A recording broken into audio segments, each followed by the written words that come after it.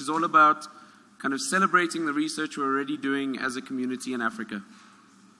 And I must say, this is the day I've been the most looking forward to. So this should be exciting. Again, thanks to all our sponsors who've been able to make this happen. Now, before we get started, a lot of the plans for today, as I say, talking about research in Africa, one of the big instruments we've been experimenting with as a committee over the last couple of years has been the IndabaX program. So this has been all about trying to say, you know, we don't want everything to just be about one event that happens every year, but we want this to be spread out across the community, and we want to help kind of build and grow local communities that can interact better. And this has been the IndabaX program. So what we had this year was 27 different African countries highlighted on this map that all hosted some local event, the IndabaX event. And the idea of the IndabaX is that it's locally organized to help grow the local communities in each case, and to empower them to become part of the conversation and really develop the network of excellence across Africa that that we see right before us today and this week. And if you have a look there, what's really cool is we're now touching most parts of the continent. There's some gaps, but we can work on that. And this is something that's been really exciting to me. So being involved in this program has really been, I think, you get those moments of things that like give you that smile on your face and you get very proud and excited by.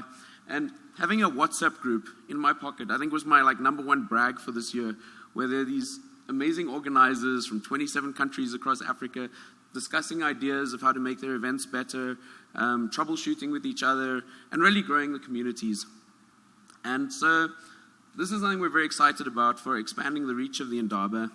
And actually, it's something I'd like to encourage you all to get involved with if you haven't been already. So a lot of the program for today is going to be based on the IndabaX to some extent. We've got a keynote this morning, but then we'll be hearing talks from a lot of the poster prize winners from these events. So in each event, there was there was some sort of poster type session. We try not to dictate how the IndabaX event should go. They should talk to the local character and flavor of each country. But we try and have somebody representing each country come along here. And so we'll be hearing a whole lot of short talks this morning, spotlight presentations from some of these poster prize winners in each of these countries. And then we'll move to the poster session for a much broader discussion of the work that's been happening in the continent, which I think is really work that we should all be proud of. And I think this will be one of the big missions going forward, is to really boost the level of our own work, the discussions around our work, and so on. So please, I encourage you during all of these, when people are standing up giving presentations, this is a friendly space, this is a friendly audience. Try and talk to these people afterwards, make them feel welcome, talk to them about their research, and the same goes for the poster sessions afterwards. Right? Everyone's been doing such amazing work, and this is an opportunity to work together and improve that quality of work, find collaborators, come up with crazy new project ideas, and so on. So I just wanted to show you just a couple hand-selected photos from some of the IndabaX events. What was really cool is that, as I said, these all had different flavors. Many ran for 1 day, 2 days, or 3 days. They all had great lineups of speakers. In some cases, speakers from one community went to go talk in one of the other events. And I think this is something very exciting that, again, we should try and push as a community. So another thing I'd like to call on you all is to encourage you, if you're traveling to any of these countries in Africa at any point, get hold of the local people there, like the local organizing committee, and say, is there some way I can give a talk while I'm here?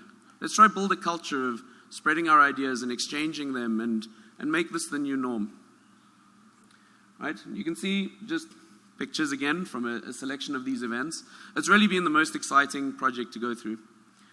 And finally, just a couple stats about this. As I said, there were 27 countries that were involved in hosting these events over a number of months. A couple are still to happen because of various political instabilities. But this has so far brought another almost 3,000 attendees into the Indaba family, which I think is, again, a very exciting statistic, right? This is how we expand the reach beyond a single event. Right? These events, we try and make them as broad and welcoming as possible, but we can't possibly fit every African researcher under one roof. And so this is the way that we spread the community and grow the community. And again, it's just very exciting to be part of this, and I encourage all of you to do so. And also what's very interesting is we've had about a third of attendees on average being women. There's a lot more work that can be done here. But again, I think pushing towards making this the most inclusive community that we can really is in line with our vision as the Indaba community. So I hope you find that map, as I do, the most inspiring map of Africa you've seen. And just, help grow this. If you can contribute in any way, if you can talk to anybody in any of these places, just get involved. This is our community, not just as the committee of the Indaba, but as every single person in this room. So, it should be a fun day based on these discussions and these talks and all the cool research stuff happening here. So moving forward just quickly, a couple points of housekeeping before we get started. So again, there's toilets all over, including portable toilets at the back area of the chill zone. We've got the poster session today, which hopefully most of you are aware of. There are pins available, and over the lunch break, please go and put up your posters. Then tonight, what's very exciting is we've got this Q&A session with Andrew Ng. So if you're not going to the Apple mentoring session, we'd really like it if everybody was here by 7:15, make a good impression on him, and be here for what should be a really engaging set of question answering. And finally, there's a maker session as well. If this is a thing you're interested in, there's some preparation you need to do, so please go to this, go have a look online for more details about this. And finally, anyone judging the posters today, please come have a meeting at the front, just a quick briefing at the end of this session. So that'll be after the short talks that are coming up. All right, so with that in mind, it gives me kind of great honor and privilege to to really kickstart the program for today and welcome our keynote speaker, Shira Wamena, who, if I just pull this up, sorry.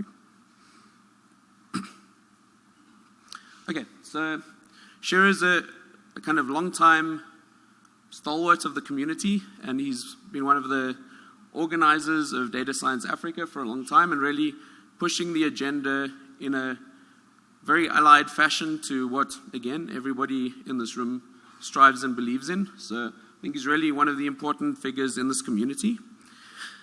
He's a lecturer at Derai Kimathi University of Technology in Nyeri, Kenya.